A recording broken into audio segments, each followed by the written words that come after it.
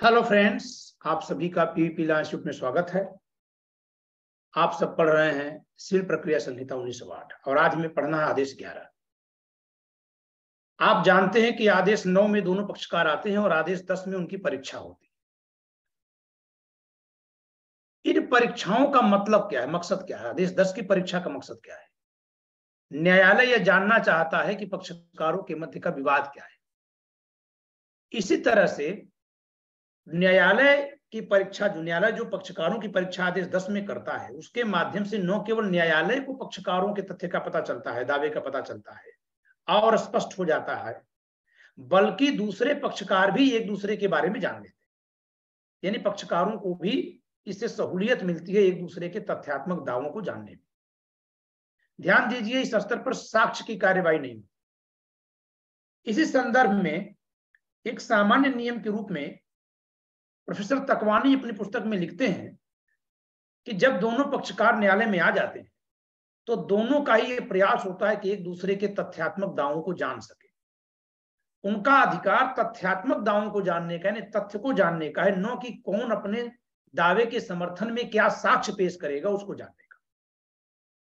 इसीलिए आदेश 10 में न्यायालय परीक्षा करता है। 11, 12 और 13 और 19, इन 4 आदेशों में पक्षकारों को अवसर दिया गया है कि वो एक दूसरे से बातों को जान सके। उसी के माध्यम से न्यायालय भी बात जानता है।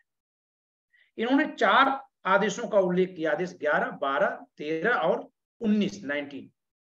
सो ये कह रहे हैं, every suit contemplates 2 sets of facts, namely the facts which constitute a party's case, it means which form the claims, facta provenda, and the facts by which the said case is to be proved, facta provincia, the evidential fact. So there are 2 kinds of fact: substantive fact, which form the claim, and evidential fact. The first set of facts discloses the nature of a party's case, and the second set forms the evidence of his case. A party is entitled to know beforehand only the first set of facts.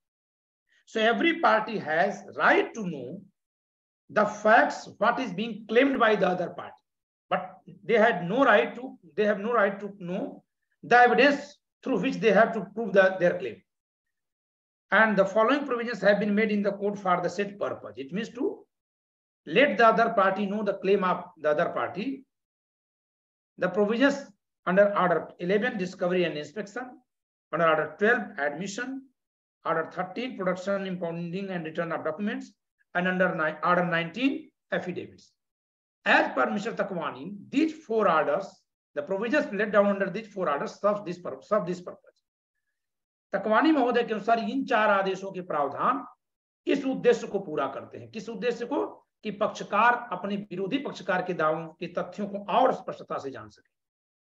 तो मैं एक बात कहूंगा कि इसके अलावा पक्षकारों को दूसरे तथ्य के दावों को जानने का और क्या अवसर है? उनके पास एक स्रोत है अभिवचन, प्लीडिंग; दूसरा प्लीडिंग के साथ पेश किया गया दस्तावेज; और तीसरा न्यायालय द्वारा की गई उनकी परीक्षा। 3 स्रोत वो हैं और 3 स्रोत यहाँ, एक डिस्कवरी, इंस्पेक्शन, एडमिशन, दस्तावेजों का परिबद्ध किया जाना, लौटा जाना। ये तो जो दस्तावेज पेश किए हैं उसी की बात हो रही है। यानी ऑर्डर 13 में कोई नया सब्जेक्ट मैटर नहीं है। वो जो दस्तावेज पेश किए गए हैं उनको न्यायालय चाहे तो रख ले या लौटाए। यानी ऑर्डर 13 को जो तकवानी महोदय ने स्रोत के रूप में रखा है, मैं इसको स्रोत नहीं मानता, मैं इसको एक सप्लीमेंट्री प्रोविजन मानता हूं। और एक आदेश 19 जो एफिडेविट पर बात कही जा रही है। तो मेरी समझ से आदेश 10, 11, 12 और 19, इसके अलावा अभिवचन और अभिवचन के साथ पेश किए गए दस्तावेज, मेरी समझ से ये वो स्रोत है जिस पर कोई न्यायालय दूसरे पक्षकार के किए गए, कोई पक्षकार अपने प्रतिपक्षी द्वारा किए गए दावों को समझ पाता है। ये मेरा अपना विचार है। तकवानी महोदय का विचार इससे अलग है। मैं उनके विचार से पूर्णतया सहमत नहीं। अब हम लोग आगे बढ़ते। ये बात समझ में आई? मतलब कि मुकदमे में जाने से पहले, साक्ष्य की कार्रवाई शुरू होने से पहले पक्षकारों को अधिकार है कि एक दूसरे के दावों को विधिवत समझ लें। दावे को समझ लेंगे तभी तो फिर साक्ष्य की कार्रवाई में समझ पाएंगे। और उसी के समय साथ साथ न्यायालय ये समझ ले कि दोनों के दावे क्या हैं, तो न्यायालय उसके आधार पर विवाद तय करेगा और पक्षकार उसी आधार पर साक्ष्य और प्रतिरक्षा तय करेंगे।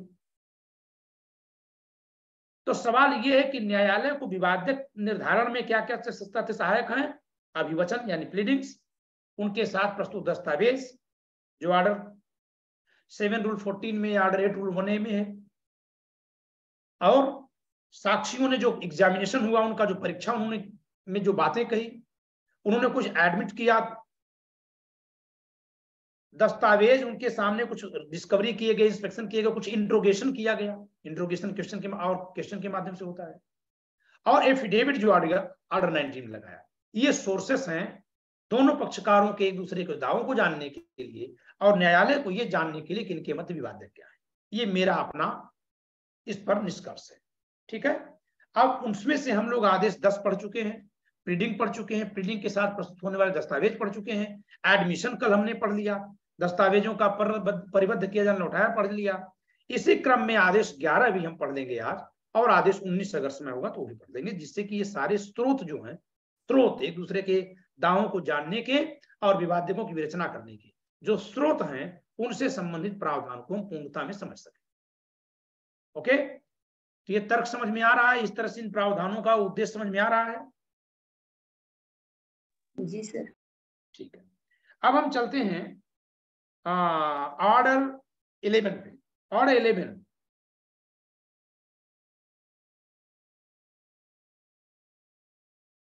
Discovery and inspection.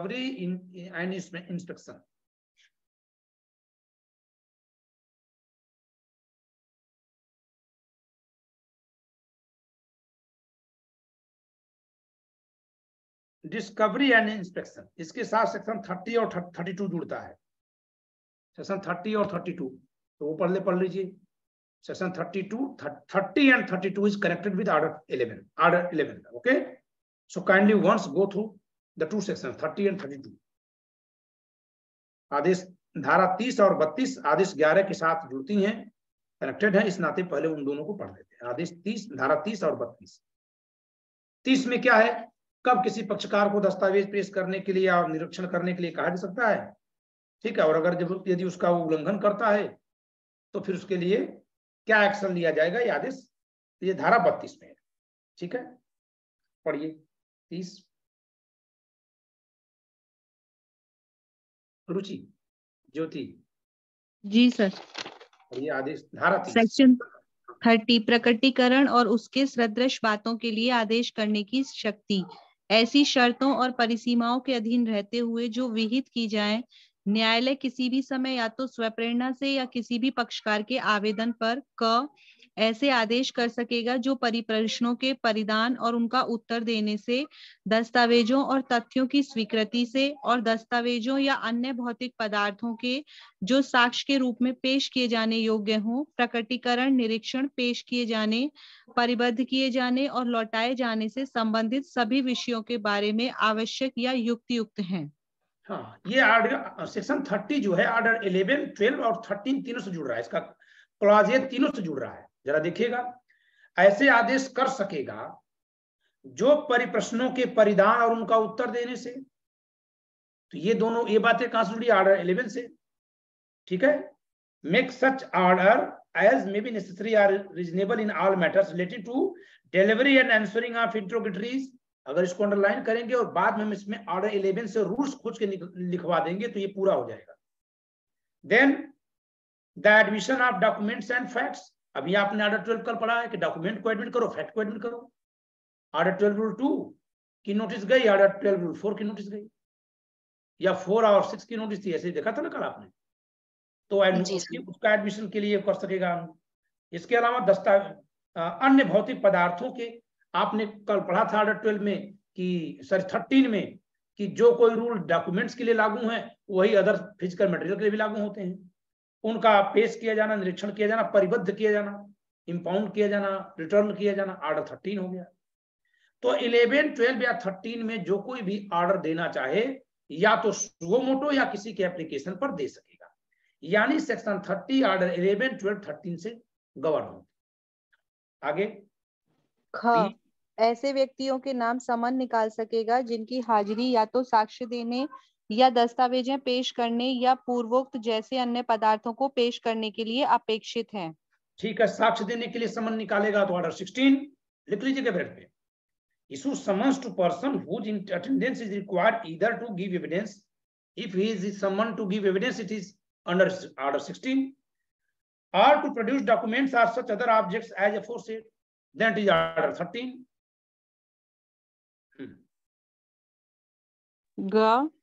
यह आदेश दे सकेगा कि कोई तथ्य शपथ पत्र द्वारा साबित किया जाए। अब जरा इसको देखते हैं, क्या ये ऑर्डर 19 है? ऑर्डर 19 में मैं बहुत गरीब, बहुत उसको ध्यान नहीं दिया हूं।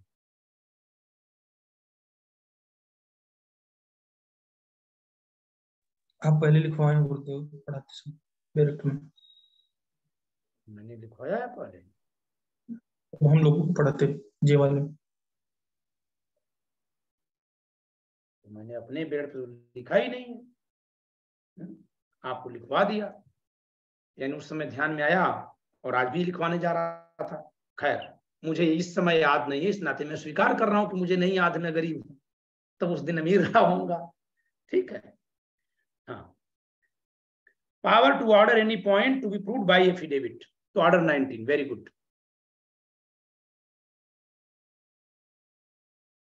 कभी भी मेरा अपना मानना है, शिक्षक को अपने विद्यार्थियों से बहुत अपने को तेज नहीं दिखाना चाहिए। अगर गुरु अपने को बहुत विद्वान दिखाएगा तो विद्यार्थी तो वैसे ही उसे बड़ा मान के उसके सामने आता है, इससे भय पैदा होता है, ज्ञान बहुत ज्यादा भारी दिखने लगता है। मुझे हमेशा आपके दिमाग में ये डालना है कि आपकी तरह मैं भी एक विद्यार्थी हूं। जैसे आपको बहुत सी चीजें नहीं आती, मुझे भी नहीं आती, और जैसे आप लोग हमसे सीखते हैं, मैं भी आप सबसे सीखता हूं। ये हमेशा होना चाहिए, और ये सच भी है, ये कोई एक्टिंग नहीं, कोई ड्रामा नहीं, ये सच भी है। ठीक है सर, इस बात पर क्लैपिंग कर दिया मैंने। Okay, thank you. तो ये सच भी है, ऐसा होना भी चाहिए। ठीक है, आपने बहुत से मेधावी मेरिटोरियस विद्यार्थियों को देखा होगा जो हाई स्कूल टॉप किए, लेकिन फिर कहाँ गए पता नहीं चला, फ्लॉप कर गए।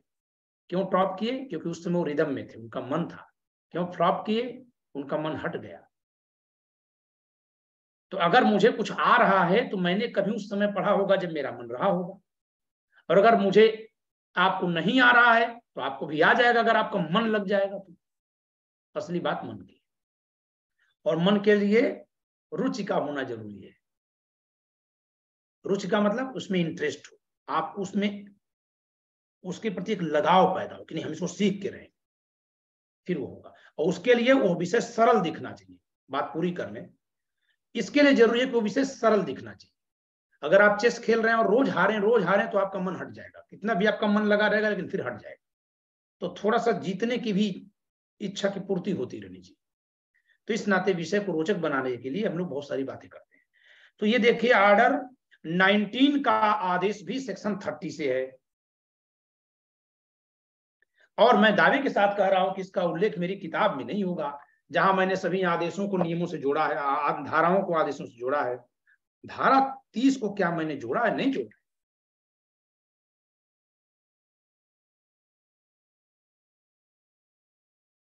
नहीं जोड़ा होगा। देखते हैं, ऑर्डर सेक्शन 30, ऑर्डर 11 एंड 13 मैंने लिखा है, और सेक्शन ऑर्डर 16 और 19 नहीं लिखा है। समझ में आई बात शिव? तो जिस दिन आपको बताया होगा, हो सकता है उस दिन सरस्वती माँ की कृपा हो गई हो, ध्यान वहां चला गया हो और आपको लिखवा दिया हो, फिर भूल गया। तो जो मेरा ज्ञान भूल गया वो मेरा कैसा है? मेरा नहीं है। आज फिर से मेरा हुआ हो, अब नहीं भूलना है। अपने को डांटते रहना बहुत जरूरी है। हाँ, तो शपथ पत्र द्वारा साबित करने का भी आदेश दे सकेगा सेक्शन 30 में। किसको दे सकेगा? किसी भी पक्षकार के आवेदन पर आदेश किसको देगा? किसी को भी जिसके लिए आवश्यक। तो सेक्शन ऑर्डर 19 पहले शुरू कर लेते हैं, इसको यहीं से जोड़ दीजिए। और यदि सेक्शन 30 में जो समन निकाला गया, अगर उसके नाम उसके बावजूद भी वो नहीं उपस्थित हुआ, तो समन तो यहाँ केवल बी क्लॉज में हो रहा है, ऑर्डर 16 में। ठीक है, या ऑर्डर 13 में दस्तावेज वगैरह पेश करने के लिए। तो 16 या 13, ऑर्डर 16 या 13 का अगर वायलेशन करेगा, क्योंकि ऊपर समन नहीं है, ऊपर आदेश है। समन टर्म जो है केवल सेक्शन 30 क्लॉज बी में लिखा है, और बी क्लॉज जुड़ रहा है ऑर्डर 16 और 13 से। सेक्शन 32 ये क्या कह रहा है कि व्यतिक्रम के लिए शास्त्री जिसके नाम धारा 30 के अधीन समन निकाला गया है साक्ष्य देने के लिए या दस्तावेज या भौतिक पदार्थ पेश करने के लिए, यदि वह उस प्रयोजन के लिए कार्य नहीं कर रहा है, साक्ष्य देने नहीं आ रहा है या दस्तावेज आदि नहीं पेश कर रहा, तो क्या होगा, उसे गिरफ्तारी के लिए आरंभ वारंट निकल सकेगा, उसकी संपत्ति को कुर्क कर सकेगा, उसका विक्रय कर सकेगा, उसके ऊपर 5,000 रुपए से अधिक का जुर्माना आरोपित कर सकेगा, या उसे आदेश दे सकेगा कि अपनी उस संजाति के लिए प्रतिभूति दे और व्यतिक्रम करने पर उसको सिविल कारागार सुपुर्द कर सकेगा। इंग्लिश मीडियम वाले पढ़ लेना, और एक बात सोच लेना यार कि अगर मेरे पर मुकदमा आप करेंगे और मैं नहीं आऊंगा तो बहुत हो जाएगा एक्सपायरी डिक्री, लेकिन अगर किसी को गवाह बना दिया जाएगा और समन करने पर नहीं आएगा तो जाएगा जेल। तो बताइए वकीलों, किसी पड़ोसी से अगर बदला लेना है तो उस पर मुकदमा किया जाए कि उसको गवाह बना लिया जाए, ज्यादा अच्छा क्या है? गवाह बना जाए, ये तो सीधे दुश्मन हो जाएगा। मुकदमा तो अपने में कर लो, कोई और न मिले तो घर वाली से समझौता कर लो कि भैया मुकदमा थोड़ा करो, पड़ोसी को गवाह बनाओ, 4 बार तारीख पे बुलाओ, खर्च एक भी मत दो, खर्च सरकारी आंकड़े के हिसाब से, खर्च आप किसका देंगे, यात्रा पे देंगे। खैर, यहाँ लोग दुरुपयोग करते हैं तो पक्षकार बनाकर करते हैं, गवाह बनाकर नहीं करते। चलिए खैर विषय पे लौटते हैं। मैं मजाक में ये बात इसलिए कर रहा हूं ताकि आपको दिमाग में छप जाए। हमारे समाज में भ्रांति है कि किसी को उसकी इच्छा के बिना गवाह नहीं बना सकते, इच्छा के बिना वादी नहीं बना सकते, इच्छा के बिना परिवादी नहीं बना सकते। शेष इच्छा के बिना गवाह भी बना सकते हैं और इच्छा के बिना प्रतिपक्षी बना सकते हैं, चाहे परिवादी हो, चाहे आरोपी हो और चाहे प्रत्यर्थी हो, उसकी इच्छा के बिना बना सकते हैं। तो अब यही से हम चलते हैं सीधे आदेश 19 में, ऑर्डर 19 पहले पढ़ लेते हैं, देन 11 पे पढ़िए ऑर्डर 19।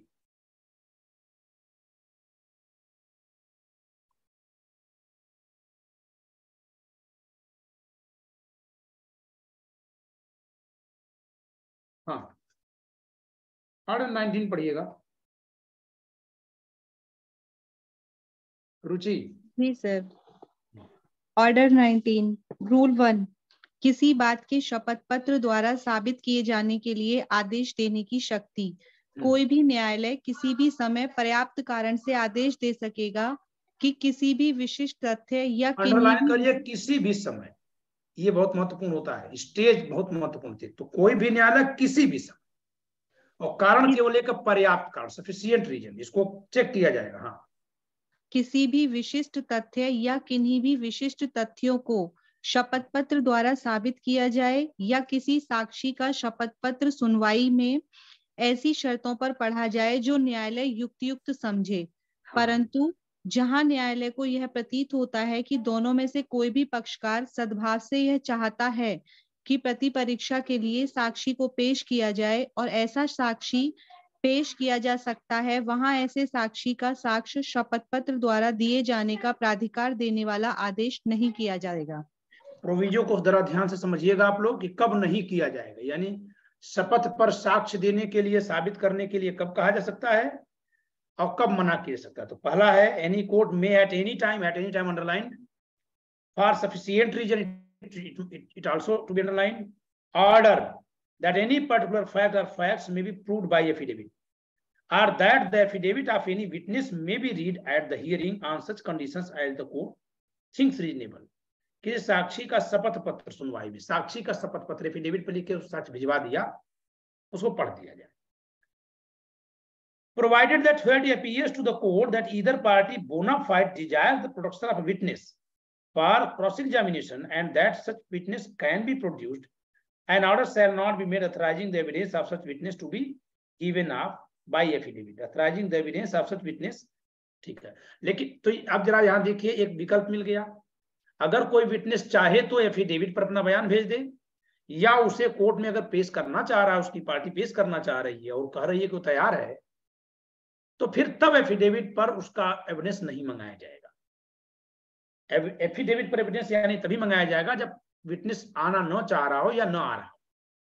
अगर वो आने को विलिंग है, रेडी है, तो फिर ये आदेश नहीं दिया जाएगा। ठीक है, shall not be made. Okay,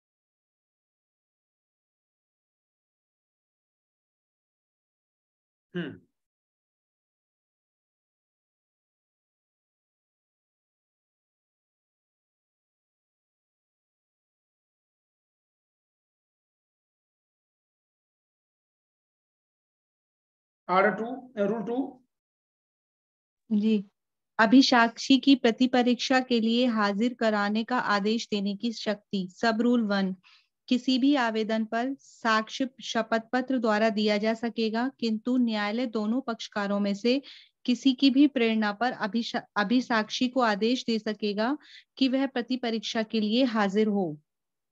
यानी वो अपना जो एफिडेविट पर एविडेंस भेज रहा है उसको अगर कोई पार्टी क्रॉस एग्जामिन करना चाह रही है, फिर से समझिए, कोई विटनेस एफिडेविट पे अपना एविडेंस भेज दिया, उसे एविडेंस के तौर पे पढ़ा जाएगा। ऊपर आपने रूल 1 में पढ़ा था, लेकिन वहां दो बातें, एक तो एफिडेविट के तौर पे कब लिया ही नहीं जाएगा जब वो खुद आने को तैयार है, दूसरा अगर वो एफिडेविट के तौर पे पढ़ भी दिया गया और अपोजिट पार्टी कहती है कि हम उसका क्रॉस एग्जामिन करेंगे, तो फिर उसे बुलाया जाएगा।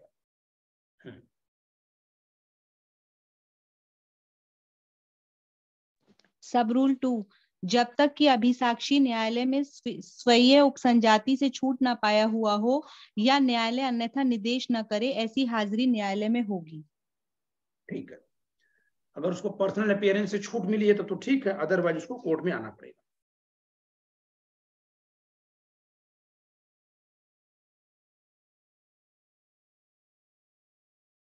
आगे रूल 3, रूल 3, में क्या क्या हुआ, कंटेंट वे ऑफ विषय जिन तक शपथ पत्र सीमित होंगे। सब रूल 1, शपथ पत्र ऐसे तथ्यों तक सीमित होंगे जिनको अभिसाक्षी अपने निजी ज्ञान साबित करने में समर्थ है, किंतु अंतर्वर्ती आवेदनों के शपथ पत्रों में उसके विश्वास पर आधारित कथन ग्राह्य हो सकेंगे, परंतु यह तब जबकि उनके लिए आधारों का कथन किया गया हो। एक मिनट यार रुकिए, एफिडेविट आप में आप किन फैक्ट्स को प्रूव करेंगे, किनका एविडेंस देंगे, जिनके लिए आप कहेंगे कि these are as per my knowledge, मेरे ज्ञान के अनुसार ही है, मुझे लगता है कि ऐसा है, नहीं, मैं अपने निजी ज्ञान से कह रहा हूं कि ये तथ्य ऐसा है, इसी बात की एफिडेविट आप देंगे। ठीक है, विश्वास पर आधारित नहीं देंगे। बट इंटरलोकेटरी एप्लीकेशन में जो एफिडेविट आएंगी, ठीक है, वो आप विश्वास के आधार पर भी दे सकते हैं। जो इंटरलोकेटरी ऑर्डर एफिडेविट उसमें इंटरलोकेटरी एप्लीकेशंस में आएंगी, application for judgment before judgment, interim injunction, appointment of receiver, इसमें विश्वास पे, जैसे समझिएगा, जैसे आप एक एप्लीकेशन कर रहे हैं ऑर्डर 39 में, समझिएगा, आप सोच सकते हैं ना कि सर ये इंटरलोकेटरी एप्लीकेशन क्या है। इंटरलोकेटरी प्रोसीडिंग कहाँ चलती हैं, चैप्टर पार्ट 6 सेक्शन 94, ऑर्डर चले ऑर्डर 38, 39, 40। तो arrest before, arrest during pendency of trial, attachment during pendency of trial, appointment of receiver, या क्या है टेम्पररी इंजंक्शन। इनके लिए जो आप एप्लीकेशन देते हैं वो विश्वास पर आधारित होगी। जरा समझिएगा, आपको बहुत सरल तरीके से समझ में आएगा, अदरवाइज जो विद्यार्थी नहीं जान रहे उनको यहाँ बहुत हवाई सा लग रहा होगा। आप आदेश पाना चाहते हैं किस बात का, कि डिफेंडेंट की प्रॉपर्टी कुर्क कर ली जाए, डिफेंडेंट की प्रॉपर्टी को अटैच दो जगह पे किया जाने का प्रावधान, एक जबकि उसके खिलाफ डिक्री पास हो जाए और जजमेंट डेप्टर हो, तब एग्जीक्यूशन ऑफ डिक्री में, वहां आपको कोई एफिडेविट देने की जरूरत नहीं कि इनकी प्रॉपर्टी अटैच करिए, आपकी एप्लीकेशन की जरूरत ही नहीं। एप्लीकेशन आप केवल एग्जीक्यूशन ऑफ डिक्री का देते हैं, रेस्ट तो कोर्ट ने खुद डिक्री पास की एग्जीक्यूट करेगा उसको। लेकिन एक आप अटैचमेंट करते हैं ऑर्डर 38 में, ऑर्डर 38 में सेक्शन 94 के तहत जो करते हैं वो इंटरिम है, वो इंटरलोकेटरी है, सॉरी इंटरलोकेटरी, अंतर्वर्ती होती, उसमें भी कार्यवाही चल रही होती है, फिर उसमें क्यों कुर्की कराते हैं? इसलिए कराते हैं कि साहब ये हम जो इस पर केस कर रहे हैं, मान लीजिए हमने उस पर कोई मुकदमा कर रखा है कि ये घर हमारा है जिसको डैमेज करके बनाने जा रहा है, अब पता चल रहा है कि वो घर उसके नाम पर है, उसने एग्रीमेंट किया है मुझे देने का और वो एग्जीक्यूट नहीं कर रहा है एग्रीमेंट और अभी गिरा के बनाने जा रहा है, प्रॉब्लम हो जाएगी। हमारा सूट चल रहा है इस पर, अभी पेंडिंग है, अभी मुझे लगा कि वो घर गिरा ही देगा, तो मैं एक एप्लीकेशन डालूंगा कि मुझे ऐसा विश्वास है कि वो गिरा डालेगा, निजी ज्ञान नहीं है तो गिराएगा, क्योंकि भविष्य में होने वाला एक अनुमान है, एक आशंका है। ऑर्डर 39 की एप्लीकेशन यहां पड़ रही है, टेम्पररी इंजंक्शन की। मेरा आपका एक पेड़ है जो मेरे और आपके बीच विवादित है, मुझे डर है कि कहीं आप काट न दें, तो उसमें मैं जो एफिडेविट दूंगा इसी बात के दूंगा कि मुझे ऐसा विश्वास है कि ये काट देगा अगर न्यायालय ने नहीं रोका, न कि मैं ये कहूंगा कि मैं निजी ज्ञान से कह रहा हूं कि क्या काट देगा, भविष्य की बात निजी ज्ञान में नहीं आएगी, अनुमान में आएगी। तो ऑर्डर 38, 39, 40 में जो इंटरलोकेटरी प्रोसीडिंग्स के लिए हम ग्राउंड लेते हैं वो एक तरह का एप्रीहेंशन होता है, आशंकाएं होती, उन आशंकाओं के ऊपर जब आप एफिडेविट लगाएंगे तो वहां आप ऑब्वियसली लिखेंगे कि मुझे विश्वास है कि दुपट्टा उठा के बोल जल्दी।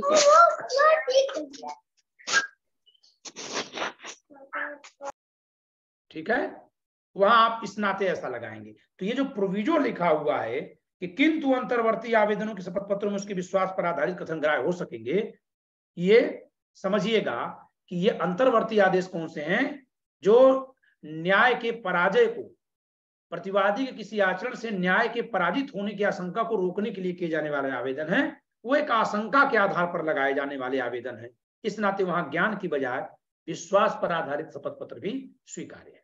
शेष मामले में अगर आप शपथ पत्र पर कोई बात कह रहे हैं तो शपथ पत्र केवल उन तथ्यों के बारे में होगा जिन पर आप ये कहने की हैसियत में हो कि आपके निजी ज्ञान से हुआ है। उम्मीद करता हूं कि समझ में आपको आ गया। जैसे मैं वो घर वाला दृष्टांत दे रहा था, अब मुझे लग रहा है कि आप घर गिरा करके, या घर आपके नाम है, जमीन आप ही के नाम है, पैसा मुझसे आपने ले रखा है एडवांस मुझे बेचने के लिए, मुझे ऐसा लगता है कि आप किसी और को बेचकर फरार हो जाएंगे, तो मैं ऐसे में अटैचमेंट की बात कर सकता हूं। आप पर नुकसानी का मैं मुआवजा कर रहा हूं, मुआवजे का मुकदमा कर रहा हूं, और पता चल रहा है कि अपनी सारी प्रॉपर्टी आप हटा देंगे जिससे डिग्री पारित हो तो अटैच न हो पाए, तो मैं इसमें एप्लीकेशन लगाऊंगा पहले ही अटैच कर ली जाए क्योंकि ये फरार हो जाने वाला है। तो ऐसे ये जो एप्लीकेशन होती है वो विश्वास पर आधारित हो सकती है। ठीक है, आगे चलिए।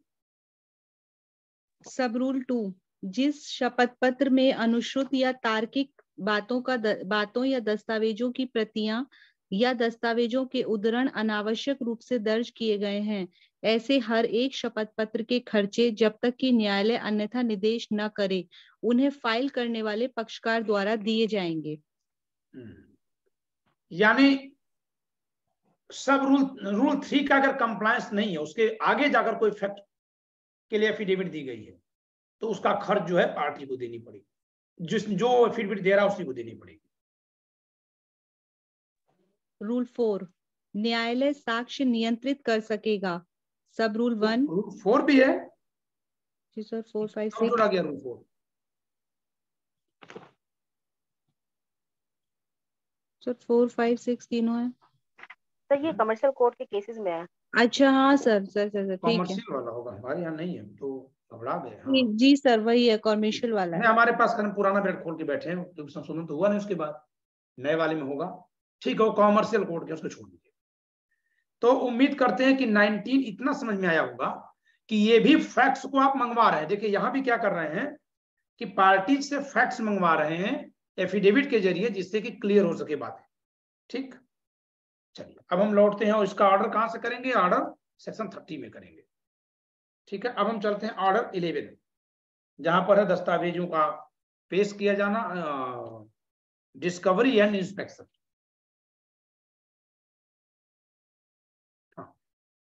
ऑर्डर 11 को एक बार हम समग्रता में देखने के लिए सुझाव देंगे। एक बार ऑर्डर 11 को पूरा का पूरा देखिए। ठीक है, रूल 1, डिस्कवरी बाय इंट्रोगेटरीज। इंट्रोगेटरीज का मतलब है लिखित प्रश्न पत्र पर ही प्रश्न भेज दिया जाता है, इनका उत्तर लिखकर भेजिए। उसमें चाहे तो कोई न्यायालय भेजता है, एक तो एग्जामिनेशन हो रहा है ऑर्डर 10 में, दूसरा क्वेश्चनायर भेज दिया जाता है, क्वेश्चनायर समझ रहे ना, प्रश्नों की लिस्ट करके भेज दी जाती है, इनका उत्तर जरा दीजिए। उन प्रश्नों की लिस्ट में अगर कोई दूसरी पार्टी भी कोई क्वेश्चन भिजवाना चाह रही है उस पार्टी से, तो भी न्यायालय से कह सकते हुए भेजा जाएगा।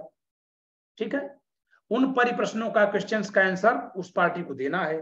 तब आपको ये देखना होगा कि उन क्वेश्चनायर का वो क्या जवाब नहीं देंगे तो क्या होगा, इसमें आने जाने भेजने और लेने में खर्च जो आएगा उसका क्या होगा, फॉर्म क्या होगा, ठीक है, फॉर्मेलिटी, फॉर्म क्या होगा उसका, फॉर्मेलिटी क्या होगी। ठीक है, जो परिप्रश्नों के माध्यम से उत्तर वो दे दिया उसका ऑब्जेक्शन कैसे होगा। ठीक है,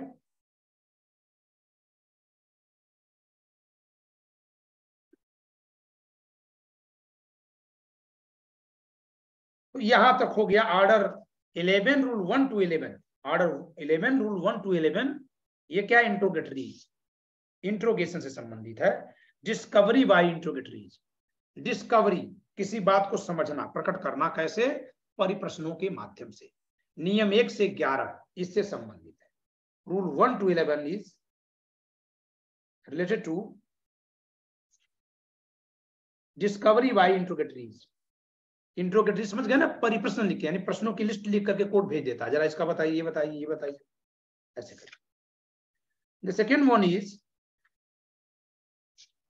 from rule 12, application for discovery of documents. So discovery of documents, application for discovery of documents, यहां था discovery through interrogatories, here discovery of document, document को डिस्कवर करना, उसको पेश करना। ठीक है,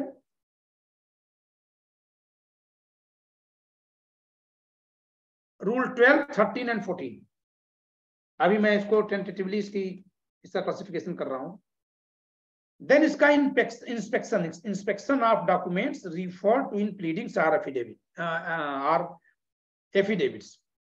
प्लीडिंग्स में order 7 rule 11, order 7 rule 14, order 8 rule 1A, order 18 rule 18 में पावर है इसकी। ठीक है, खैर अभी हम वहीं चलें। ऑर्डर 7 रूल 14 में डॉक्यूमेंट्स आप पेश करते हैं, ऑर्डर 8 रूल 1A में पेश करते हैं WS के साथ, याद है ना सब।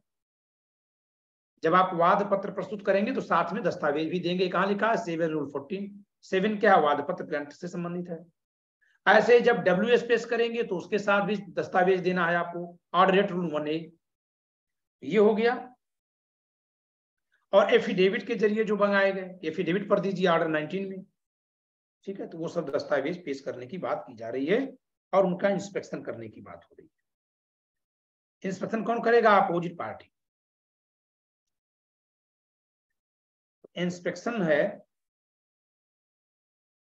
रूल 15, 16, 17, 18।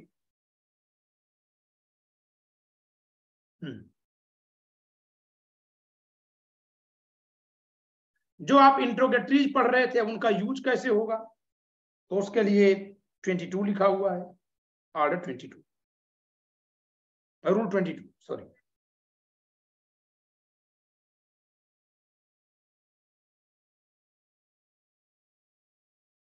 और रूल 23 जो है एक एक्सप्लेनेशन है कि ये जो आदेश हैं ये अवयस्क वादियों प्रतिवादियों पर भी लागू होंगे और उनके जो वाद मित्र और वाद संरक्षक हैं उनको भी लागू। ठीक है, चलिए अब हम इसमें चलते हैं आगे। सबसे पहले हम इंट्रोगेटरीज को समझते हैं, एक एक करके पढ़ते हैं ताकि जल्दी समझ में आ जाए। उम्मीद करते हैं आप क्लासिफिकेशन थोड़ा सा किए होंगे टेंटेटिवली, आखिरी में हम इसको सही से करा दें। सबसे पहले हम पढ़ेंगे रूल 1।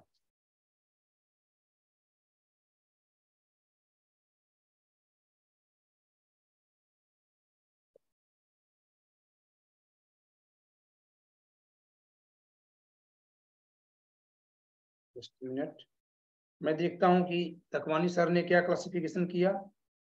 इंट्रोगेटरीज रूल्स 1 to 11 इन्होंने लिखा। Then discovery of documents rule 12, 13 एंड 14 इन्होंने लिखा। हमने भी शायद यही किया था।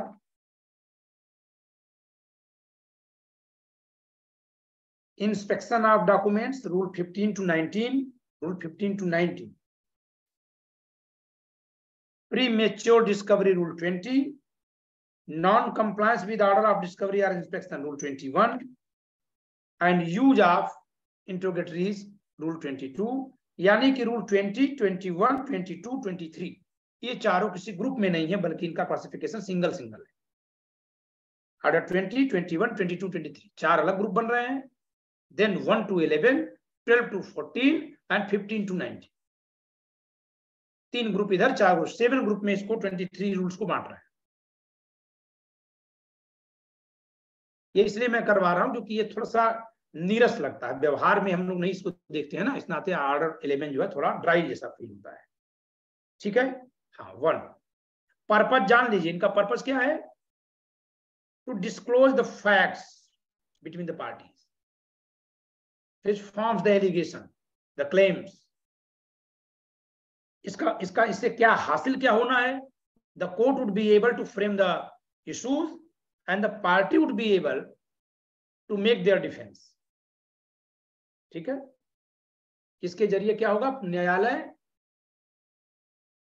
विवादकों की भी रचना करने में सक्षम होगा, तथ्यों को और ज्यादा जान लेगा, दोनों के मध्य विवाद क्या है, और पक्षकार एक दूसरे की से प्रतिरक्षा करने या स्वीकार करने के लिए सहमत हो जाएंगे। कोई ऐसा डॉक्यूमेंट आ गया कि उनको लग रहा है एडमिट कर लेना चाहिए। चलिए ऑर्डर 11 रूल 1 पढ़िए। जी सर। परिप्रश्नों द्वारा प्रकटीकरण कराना। किसी भी वाद में वादी या प्रतिवादी, विरोधी पक्षकारों या ऐसे पक्षकारों में से किसी एक या अधिक की परीक्षा करने के लिए लिखित परिप्रश्न न्यायालय की इजाजत से परिदत्त कर सकेगा, और परिदत्त किए जाते समय परिप्रश्नों में यह पाठ टिप्पणी होगा कि ऐसे व्यक्तियों में से हर एक ऐसे परिप्रश्नों में से किनका उत्तर देने के लिए अपेक्षित है, परंतु कोई भी पक्षकार एक ही पक्षकार को परिप्रश्न के एक संवर्ग से अधिक उस प्रयोजन के लिए आदेश के बिना परिदत्त नहीं करेगा, परंतु यह और भी। पहली बात तो है कि परिप्रश्न कौन दे रहा है? पक्षकार। एक पक्षकार दूसरे पक्षकार को दे रहा है, किसके जरिए? न्यायालय के जरिए। ठीक है, और उसमें फुट नोट भी होगा कि इन प्रश्नों का उत्तर किन पक्षकारों में से किसको देना। अगर अपोजिट पार्टी में कई लोग हैं तो किसको उत्तर देना है। ठीक है, उनका नाम भी होगा। अगर कई पार्टीज हैं तो, पार्टी में कई लोग हैं तो एक पार्टी को एक सेट ऑफ इंट्रोगेटरीज देंगे, एक से ज्यादा बार नहीं देंगे। ये प्रोविजन दिखा है। सेकेंड प्रोविजन, परंतु यह और भी कि वे परिप्रश्न जो वाद में प्रश्नगत किन्हीं विषयों से संबंधित नहीं हैं, इस बात के होते हुए भी विसंगत समझे जाएंगे कि साक्षी की मौखिक प्रतिपरीक्षा करने में वे ग्राह्य होते।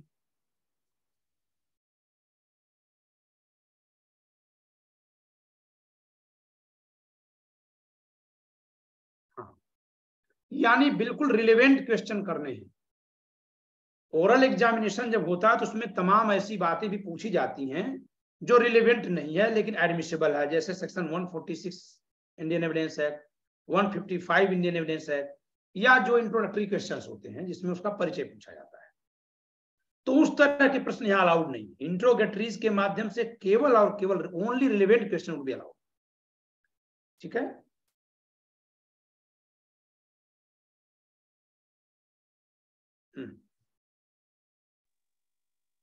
सर रूल 2 पढ़ना है।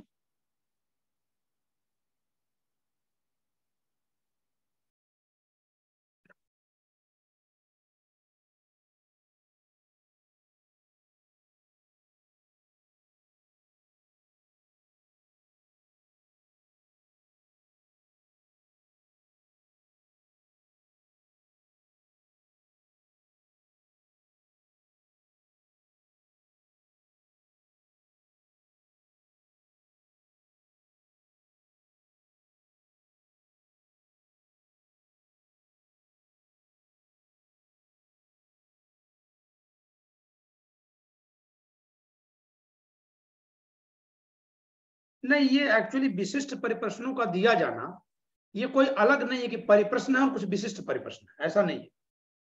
ठीक है, there all the interrogatories are specific. ठीक है, पर्टिकुलर।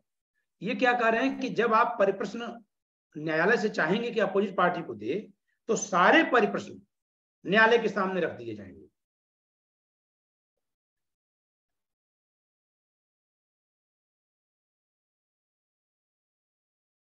और हर एक परिप्रश्न पर न्यायालय विचार करने के बाद ये फैसला करेगा कि किस परिप्रश्न को आगे भेजा जाए, किसको न भेजा जाए।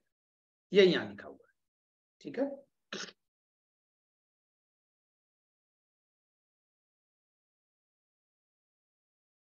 ठीक है। उसके समक्ष रखे गए परिप्रश्नों में से केवल ऐसे परिप्रश्नों को के संबंध में इजाजत दी जाएगी जिन्हें न्यायालय या तो वाद के रिज निपटारे के लिए या खर्चों में बचत करने के लिए आवश्यक समझे।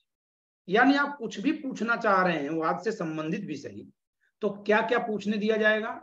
एक तो केवल रिलेवेंट क्वेश्चन किए जाएंगे इंट्रोगेटरीज के माध्यम से, और दूसरा कि वही उसी तरह के क्वेश्चंस को पूछने की आयत होगी जिनका आंसर आने से कोर्ट को लगता है कि कोर्ट का टाइम बचेगा और कोर्ट का खर्च बचेगा, पार्टीज का खर्च बचेगा। केवल ऐसे ही क्वेश्चंस को इंट्रोगेटरीज के माध्यम से अलाउड करेगा। यही यहां कहा गया है।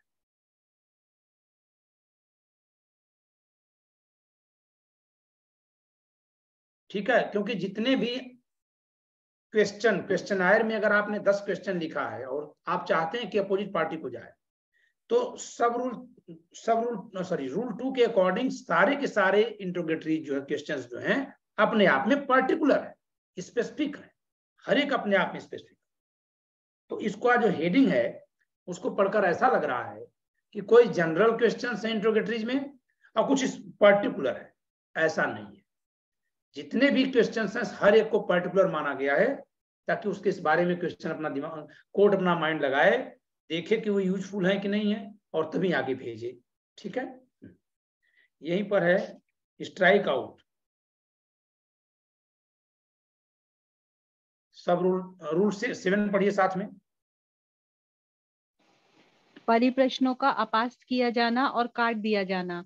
कोई भी परिप्रश्न इस आधार पर अपास्त किए जा सकेंगे कि वे अयुक्तियुक्ततः या तंग करने के लिए प्रदर्शित किए गए हैं, या इस आधार पर काट दिए जा सकेंगे कि वे अति विस्तृत, पीड़ा पहुंचाने वाले, अनावश्यक या कलंकात्मक हैं, और इस प्रयोजन के लिए कोई भी आवेदन परिप्रश्नों की तामील के पश्चात 7 दिन के भीतर किया जा सकेगा।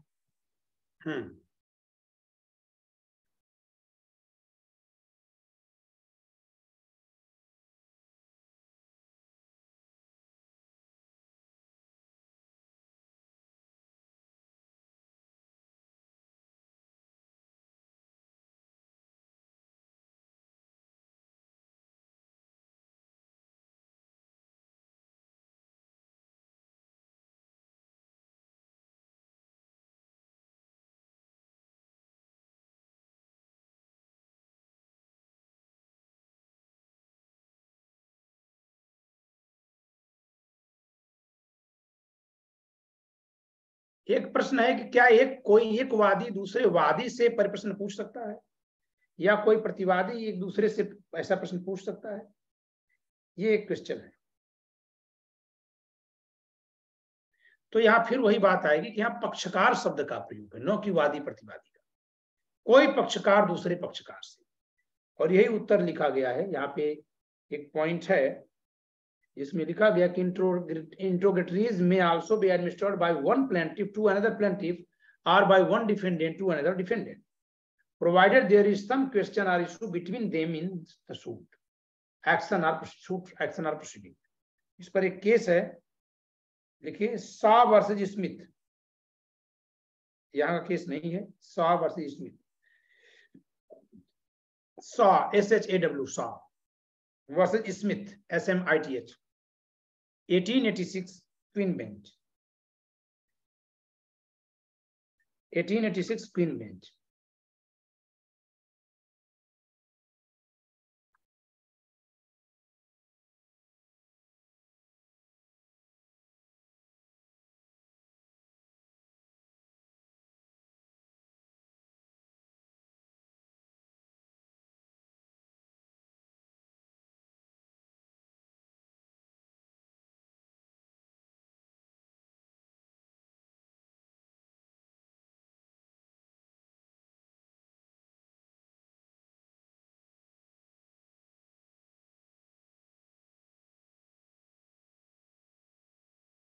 ठीक है, अगली बात तो ये आपने समझ लिया होगा कि इसको काटा भी जा सकता है 7 दिन के भीतर। ठीक है, कोई अगर उसमें कलंकात्मक है, इसके अलावा ऊपर लिखा ही है कि ऐसे प्रश्न दिए ही नहीं जाएंगे जो इररिलेवेंट है, ठीक है।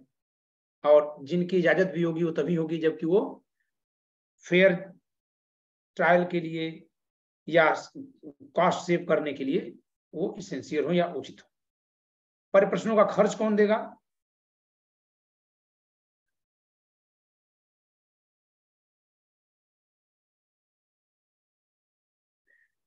ठीक है, सो छोड़ दीजिए, कौन देगा छोड़ दीजिए। परिप्रश्नों का प्रारूप, फॉर्म ऑफ इंट्रोगेटरीज ये भी छोड़ दीजिए, ठीक है।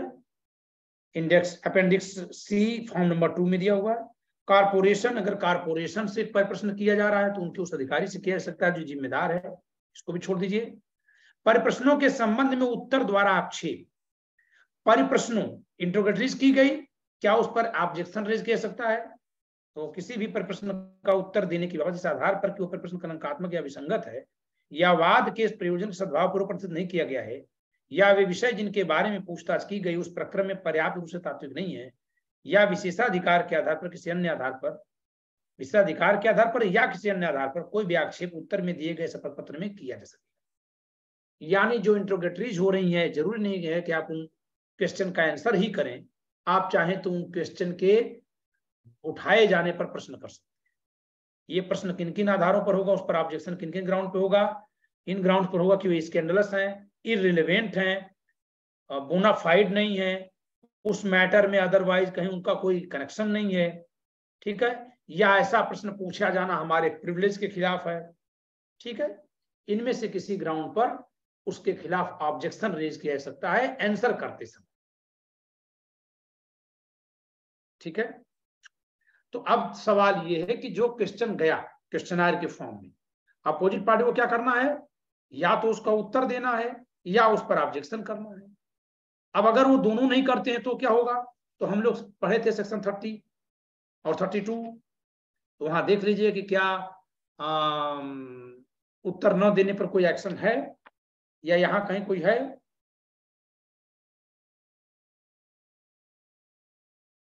दूसरी बात, यदि वो उत्तर देता है तो किस रूप में देगा? If he answers then in what manner? It may be form of objection और it may be form of factual answer. अगर वो फैक्चुअल आंसर दे रहा है तो क्या इसको कंट्राडिक्ट किया जा सकता है जो आंसर उसने दिया? इसको मना कर दिया गया है, ठीक है। रूल 10 पढ़िए, no exception to be taken, no objection to be taken. Rule 10, कोई आक्षेप नहीं किया जाएगा। उत्तर में दिए गए किसी शपथ पत्र पर कोई भी आक्षेप नहीं किए जाएंगे, किंतु किसी शपथ पत्र के अपर्याप्त होने का आक्षेप किए जाने पर उसका अपर्याप्त होना या ना होना न्यायालय द्वारा अवधारित किया जाएगा। No exception shall be taken to any affidavit in answer. No exception और नो ऑब्जेक्शन, एक्सेप्शन ठीक है, बट द सफिशिएंसी और otherwise of any such affidavit objected to as insufficient shall be determined by the court। Affidavit लगाए हैं but वो सारी बातों को जिसमें उस आंसर में लिख रहे हैं सबके लिए नहीं है, आधा ही अधूरी एफिडेविट लगी है, तो इस सब पे क्वेश्चन हो सकता है, कुछ बातें बेमतलब भी लिखी होती है, ठीक है। यानी जो आंसर आप दे देंगे अब उस पर कोई ऑब्जेक्शन इंट्रोगेटरीज के आगे नहीं होगा, फिर उसके आगे आप एविडेंस दे करके डिस्प्रूव करिए, केवल ऑब्जेक्शन मत करिए।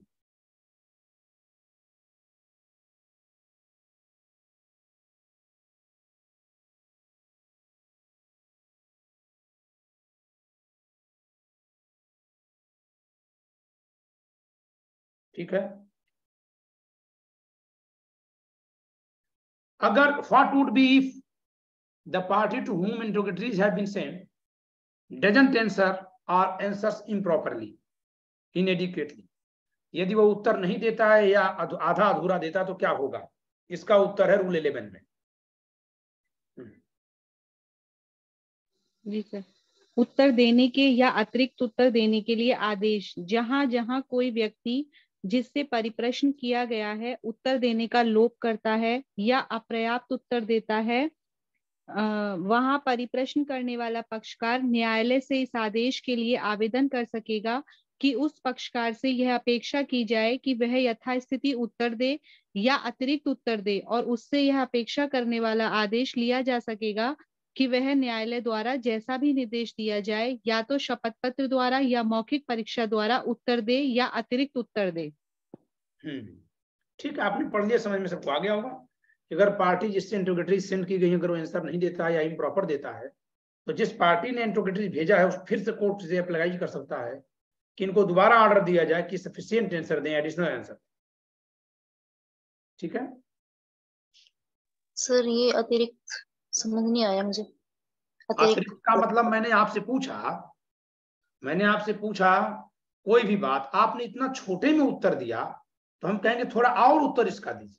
आधा आपने इतना कम उत्तर दिया कि उतने से बात नहीं समझ में आ रही। तो एक उत्तर दिया ही नहीं तो हम कहेंगे उत्तर दें। एक आपने दिया लेकिन बहुत कम उत्तर दिया, अपर्याप्त दिया, तो हम कहेंगे अतिरिक्त दें, थोड़ा और दें। आगे समझ में? जी sir.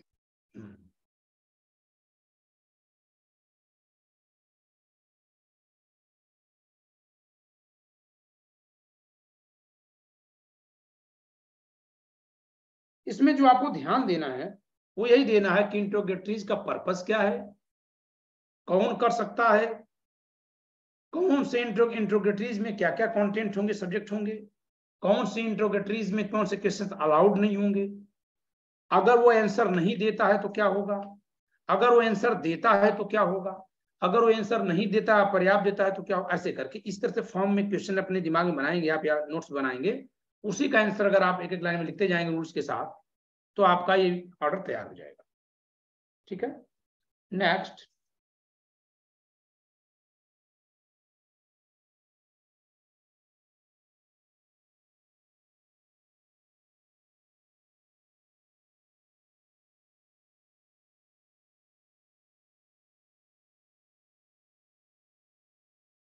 If an application for interrogatories is accepted or it is granted or denied, rejected, then it would not be appealable because it is interrogatory, because it has not been declared to be appealable.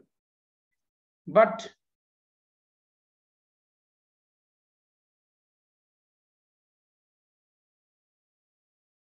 it may be subject matter of revision.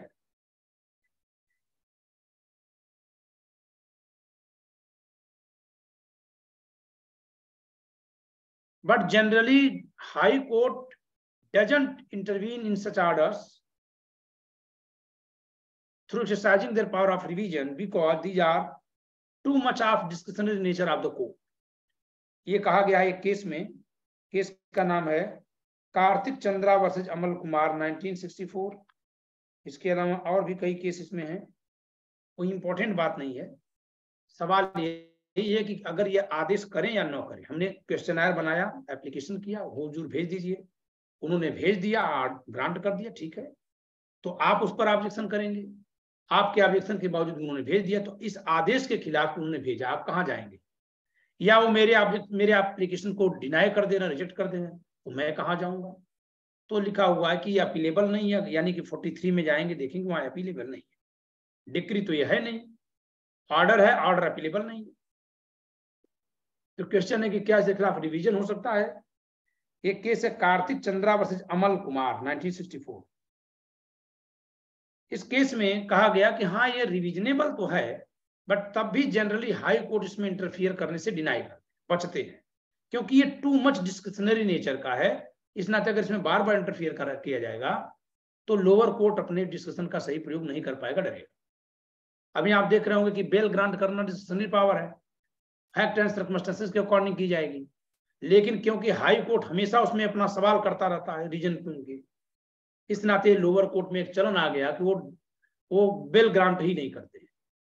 यही बात इस समय वर्तमान के CJI ने ये बात एक चिंता के रूप में उठाई है। तो कुछ ऐसी ही बात इस केस में कही गई है कि ठीक है कि रिवीजन लाई कर सकता है, लेकिन कोर्ट में इंटरफेयर करने से अवॉइड करते हैं।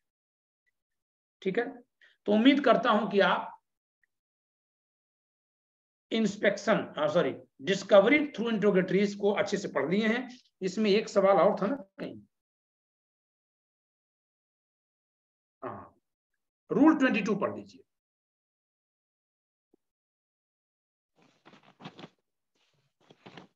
परिप्रश्नों के उत्तर का विचारण में उपयोग। कोई भी पक्षकार परिप्रश्नों के लिए दिए गए विरोधी पक्षकार के उत्तरों में से किसी एक या अधिक का या उत्तर के किसी भाग का अन्य उत्तरों या ऐसे पूरे उत्तर को पेश किए बिना वाद के विचारण में साक्ष्य में उपयोग कर सकेगा, परंतु कौन करेगा? अपोजिट पार्टी करेगी। यानी मैं एक पार्टी, एक पार्टी आप। मैंने क्वेश्चनर आपको भिजवाया कोर्ट के जरिए, आपने उसके आंसर भेजे हैं, मैं उन आंसर का यूज आपके खिलाफ और अपने फेवर में कर सकता। परंतु सदा ही यह कि ऐसी दशा में न्यायालय उन उत्तरों को पूर्णतः देख सकेगा, और यदि उसकी यह राय है कि उसमें से कोई अन्य उत्तर पेश किए गए उत्तरों से ऐसे संसक्त है कि अंतिम वर्णित उत्तरों का उनके बिना उपयोग नहीं करना चाहिए, तो वह उनके पेश किए जाने के लिए निर्देश दे सकेगा। मतलब हद लिखा गया। बड़ी फुर्सत में किताबें लिखी जाती है भारत में, इतना कुछ लिखा हुआ है कि पूछिए, है कि नहीं? कुछ ज्यादा नहीं है। ठीक उपयोग कर सकेंगे, भी अंडरस्टूड है कि 4 तरह से क्वेश्चन बनाया, उन्होंने आंसर में कुछ बात यहाँ लिख दी, कुछ यहाँ लिख दी, आप यहाँ वाला उत्तर पेश कर रहे हैं। कोर्ट तो कहेगा ही कि भाई देखिए इस बात का क्लेरिफिकेशन इधर है, इन दोनों को मिला के पढ़ लिया जाए। तो यही कह रहे हैं कि जनरली कोर्ट जो है यूज कर सकेगा, ठीक है, लेकिन पार्टी यूज कर सकेगी, लेकिन कोर्ट पूरे आंसर को देख करके डिसाइड कर सकेगा कि जिस किसी एक आंसर को आप यूज कर रहे हैं उसके साथ दूसरे आंसर भी पढ़ करके यूज किए जाए। हो सकता है अर्थ बदल जाए ना। अटल बिहारी वाजपेयी से पूछा गया कि विपक्षी आपके बारे में क्या कहते हैं, तो उन्होंने कहा कि विपक्षी कहते हैं कि अटल जी तो अच्छे हैं, बस यही इतना यूज कर लिया गया। नहीं, इतना नहीं यूज किया गया, अगली लाइन को यूज किया गया, लेकिन वो गलत पार्टी में है, तो इतने को यूज कर दिया गया कि अटल जी कह रहे हैं जो गलत पार्टी। आगे की बात हटा दी जाए तो अर्थ का अनर्थ हो जाएगी, नहीं हो जाएगा? तो इसी नाते तो ये इसमें लिखने की क्या जरूरत है, लिख डाला, ठीक है। शेष हम लोग इसके आगे कल पढ़ेंगे।